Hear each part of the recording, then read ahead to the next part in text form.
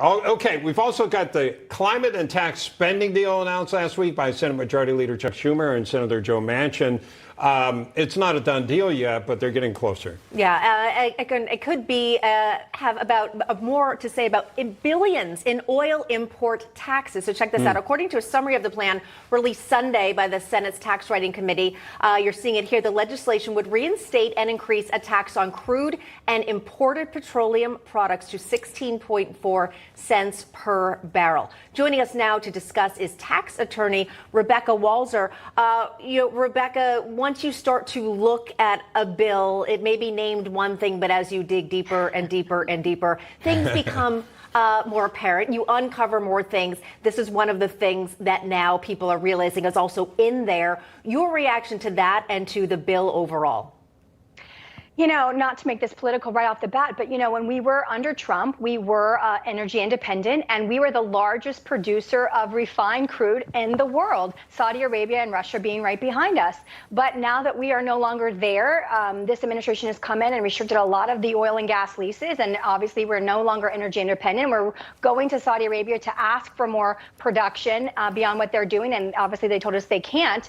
And the thing that I'm really surprised about in this bill with Joe Manchin, because he's mentioned several times that this is not increasing taxes, and that is just totally false. Any politician, Republican or Democrat, that says something doesn't increase taxes when there is a tax increase, even it's at the corporate level. So this is going to tax the refineries 16.4 cents per barrel. But there is no corporation that exists that basically pays the taxes. It is always passed to the end buyer. So the end buyer is you and me and our cars out on the street, and that means that that will come to us. And in a time where not only do we have gas going up more than 50% year over year, you know, what at its high, versus where we are now, it's not the time to reduce and restrict. And so they're basically saying, okay, we're going to tax the imports 16.4 cents per barrel while we are killing the fact that we used to be energy independent. So it's very surprising. It's very shocking. Yeah, and they're giving a lot of tax credits and tax cuts to people to invest in so-called green energy.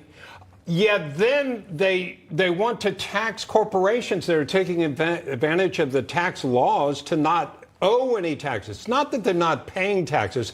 They don't owe any taxes, and they want to lob 15% on top of that and as a minimum tax. And like you're saying, they don't pay that. You and I do.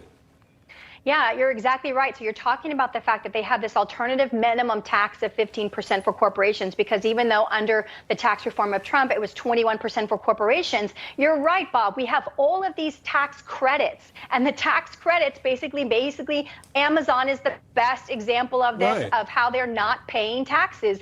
And these credits, they might lose some credits they were getting for shareholder pay and those kinds of things. That's being eliminated. But there are a lot of other credits. So this is the use of the tax system to make businesses move to green energy. And, you know, I don't necessarily have a problem with green energy, and I don't necessarily have a problem with tax incentives to move us to green energy. Here's the problem. There is no viable green energy other than nuclear that's been put forward that can really replace our fossil fuels. So what they're not telling us as they push us to these things is there's not going to be as much. They're coming out and saying it now. Maybe we shouldn't really own cars. Maybe we can do lease, you know, cars as a service, you know, like software as a service. All of these things are moving us to this ESG green platform, which is fine if we have viable alternatives. If you're going to tell me I can't fly ever again, or I can fly twice a year, that's a problem. Yeah, I'd love to have that nuclear conversation. We don't have time now, but it's an interesting one. Yeah, all right. Rebecca Walser, thanks so much for being with us.